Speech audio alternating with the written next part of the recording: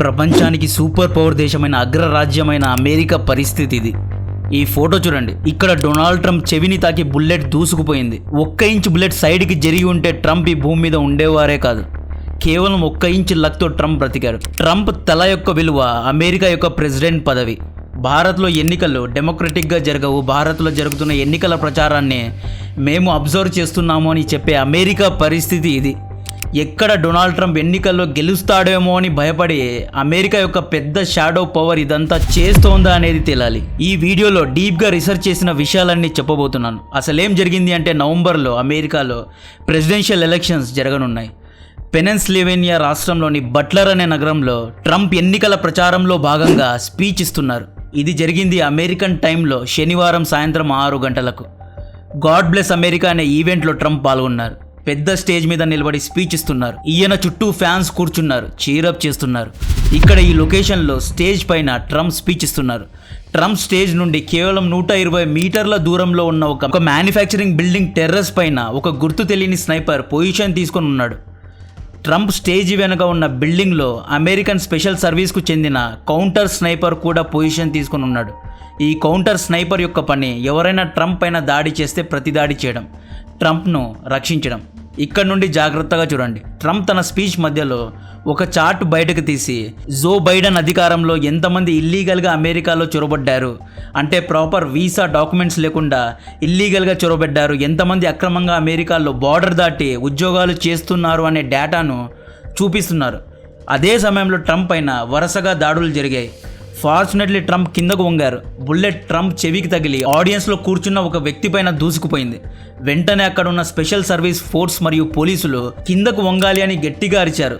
అంతలో ప్రజలందరూ కిందకు వంగారు. ఈ తోపులాటలో 2 గాయాలయ్యారు. ఒకరు బుల్లెట్ తగిలి చనిపోయారు. ఈ దాడి తర్వాత ట్రంప్ ఆవేశంతో అగ్రెసివ్గా అరిచారు. నేనే ప్రెసిడెన్షియల్ ఎలక్షన్స్లో గెలుస్తాను అని తన శత్రువులకు వార్నింగ్ ఇచ్చారు. ఈ వీడియో చూడండి. ట్రంప్ స్పీచ్ ఇచ్చే సమయంలో ప్రేక్షకుల్లో ఒక వ్యక్తి ట్రంప్ పైన దాడి చేసిన స్నైపర్ను చూశాడు. కావాలంటే ఈ వీడియో చూడండి.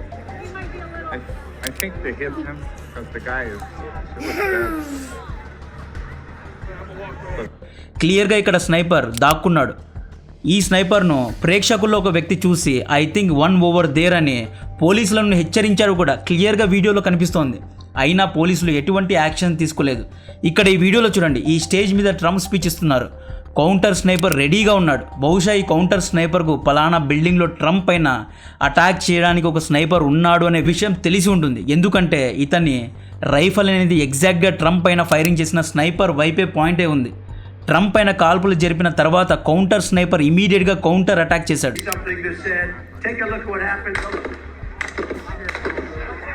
ఇక్కడ ఈ వీడియోలో చూసినట్లు ట్రంప్ పైన ఫైరింగ్ జరిగింది. ఇమీడియట్లీ వితిన్ సెకండ్స్లో కౌంటర్ స్నైపర్ ప్రతిదాడి చేసి ట్రంప్ను షూట్ చేసిన స్నైపర్ను కాల్చి చంపేశాడు.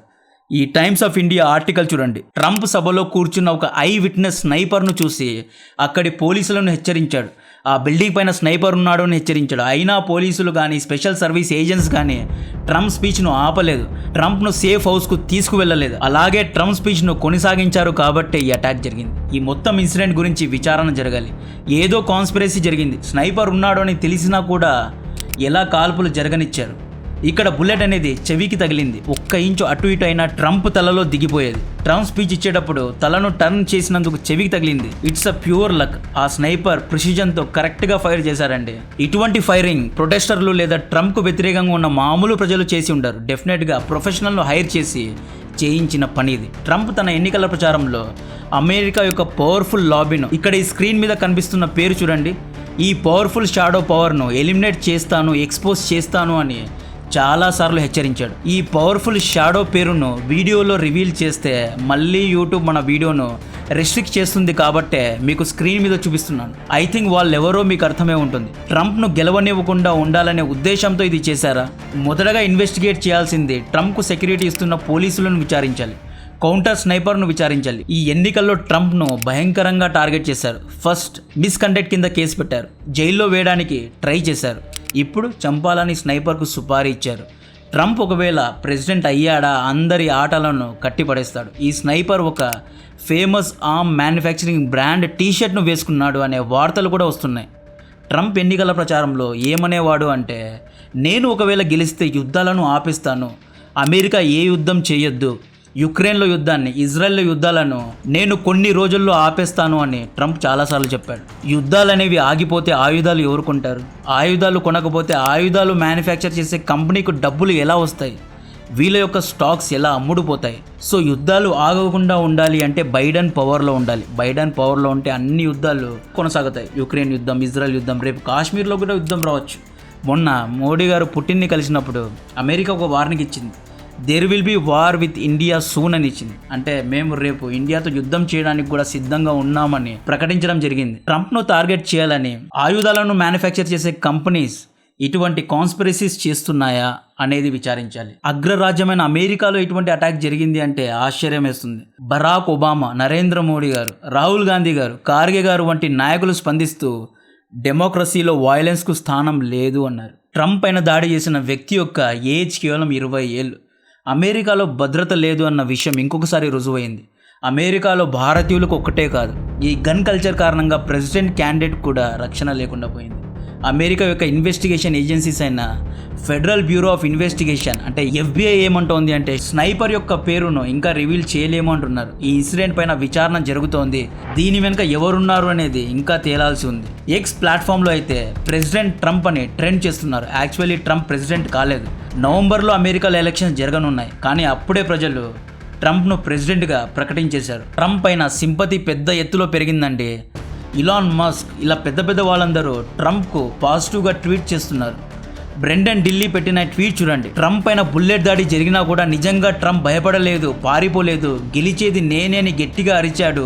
నిజంగా ట్రంప్ లాగా నిలబడాలి అంటే గట్స్ ఉండాలి. ట్రంప్ను ప్రెసిడెంట్ అవ్వకుండా ఆపడానికి ఎన్నో ఛార్జెస్ వేశారు. సెక్షువల్ అలిగేషన్స్ కూడా వేశారు, కరప్షన్ ఛార్జెస్ వేశారు, దేశద్రోహం కింద కేసెస్ కూడా పెట్టారు. ఒక పెద్ద పవర్ఫుల్ ఈకోసిస్టమ్ అండ్ లాబీ మొత్తం ట్రంప్కు అగేన్స్ట్గా పనిచేస్తోంది. అయినా ఈ మనిషి నిలబడ్డాడు. మార్కో రూబియో ట్వీట్ చూడండి. గాడ్ ప్రొటెక్టెడ్ ప్రెసిడెంట్ ట్రంప్ అని ట్వీట్ పెట్టారు. ఇట్స్ గాడ్ ప్లాన్ అంటూ ట్వీట్ పెట్టారు.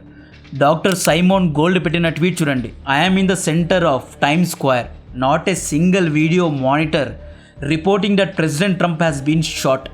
The depth of censorship and propaganda is outstanding అని ట్వీట్ పెట్టారు. సో మనందరికీ తెలుసు, సెంటర్ ఆఫ్ టైమ్స్ స్క్వేర్లో ఏదైనా పెద్ద న్యూస్ జరిగినా, ఏదైనా పెద్ద ఈవెంట్ జరిగినా, ఫుట్బాల్, క్రికెట్ వంటి మ్యాచెస్ జరిగినా ఒక మానిటర్లో దాన్ని చూపిస్తారు. అపోజిషన్ లీడర్ ఎక్స్ ప్రెసిడెంట్ పైన ఇంత పెద్ద దాడి జరిగితే, చెవి నుండి రక్తం వస్తుంటే, స్నైపర్ దాడి జరిగిన మానిటర్లో ఒక్కటంటే ఒక్క వీడియో చూపించలేదు అంటే అమెరికాలో సెన్సార్షిప్ మరియు ప్రాపగెండా ఏ రేంజ్లో ఉంది అని ఈవిడ బాధపడుతున్నారు. యాక్చువల్లీ ఈవిడ ట్వీట్ పెట్టడం లేదు, బాధపడుతున్నారండి. అమెరికన్ ప్రజలు ఏడుస్తూ ట్వీట్స్ పెడుతున్నారండి. President Trump, justice for Trump అనేది ట్రెండ్ అవుతోంది. ఈ పోస్ట్ అండ్ వీడియోస్కు millions and millions of views వస్తున్నాయి. ట్రంప్ ఎలక్షన్ క్యాంపెయిన్ మొత్తం అమెరికా ఫస్ట్ అనే నినాదంతో కొనసాగింది. ఇల్లీగల్గా అమెరికాలో చొరబడేవారు, రెఫ్యూజీలను వెనక్కి పంపుతాను అని మొదటి నుండి ట్రంప్ అంటూనే ఉన్నారు. ట్రంప్ అంటే అమెరికాలోని కొంతమంది మీడియా సెక్షన్స్కు కూడా ఇష్టం లేదు. ఇంతకు ముందు కూడా కొంతమంది మీడియా మరియు ఇంటెలిజెన్స్ ఏజెన్సీ ట్రంప్ పైన అటాక్ జరగవచ్చు అనే హింట్స్ చాలాసార్లు ఇచ్చారు. ట్రంప్ పైన అంత పెద్ద దాడి జరిగింది. అమెరికన్ న్యూస్ మీడియా ఆర్టికల్ చూడండి, నవ్వొస్తోంది. ఈ ఆర్టికల్స్ ఒకసారి చదవండి. CNN పాలిటిక్స్ యొక్క ఆర్టికల్ చూడండి. Secret service rashes Trump of stage after ఈ ఫాల్స్ ఎట్ ర్యాలీ అంట.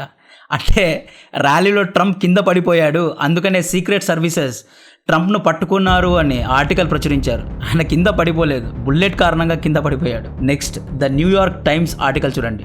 Trump rushed of stage after cues at rally అని. అంటే ఆ ప్రేక్షకుల్లో కియోస్ జరిగింది అంటే ఏదో గందరగోళం జరిగింది లేదా తోపులాట జరిగింది, అందుకే ట్రంప్ కింద పడిపోయాడు. అసలు ఇక్కడ బుల్లెట్ ఫైర్ అయింది, స్నైపర్ దాడి చేశాడు అనే మెన్షనే లేదు. నెక్స్ట్ MSNBC ఈ ఆర్టికల్ చూడండి. Secret service Donald Trump safe after popping sounds here that rally. అంటే వీళ్ళేమని రాశారు అంటే ఆ ర్యాలీలో ఏదో పాపింగ్ సౌండ్, అంటే పాపింగ్ సౌండ్ అంటే ఏదో ఈ మెసేజెస్ పాప్ అవుతాయి చూడండి, అలర్ట్ మెసేజెస్, అలాంటి సౌండ్ ఏదో వినపడడం వల్ల డొనాల్డ్ ట్రంప్ కిందకు వంగారు, సీక్రెట్ సర్వీస్ డొనాల్డ్ ట్రంప్ను తీసుకువెళ్లారు అని పోస్ట్ చేశారు. వీళ్ళ ఫోటోలో కూడా ట్రంప్ చెవి నుండి రక్తం వస్తోంది అన్న ఇమేజ్ లేదు. ఇక్కడ చూడండి, ట్రంప్ను తీసుకువెళ్తున్నట్లు చాలా సింపుల్గా ఆర్టికల్ను ప్రచురించారు. ద వాషింగ్టన్ పోస్ట్ ఆర్టికల్ చూడండి, ఇది చాలా పెద్ద మీడియా హౌస్. సో వీళ్ళ ఆర్టికల్ చూడండి. Trump escorted away after loud noises at PA rally. ప్రేక్షకుల నుండి ఏదో గట్టిగా నాయిసెస్ వచ్చినందుకు ట్రంప్ను తీసుకువెళ్లారు అని ఆర్టికల్ను ప్రచురించారు. దీనికంటే బయాస్డ్ మీడియా నా లైఫ్లో చూడలేదు. ఇండియాలో కూడా బయాస్డ్ మీడియా ఉంది, బట్ ఆ ఇన్సిడెంట్ గురించి చెప్తారు. Loud popping sounds, loud noises, ఇలాంటి ఆర్టికల్స్ ఫస్ట్ టైం నా లైఫ్లో వింటున్నాను. సో దీని గురించిన మరిన్ని డీటెయిల్స్ చెప్తూనే ఉంటా. కాంటెంట్ నచ్చితే వీడియోను లైక్ చేయండి, ఛానల్ను సబ్స్క్రైబ్ చేసి అందరికీ షేర్ చేయండి. జై హింద్.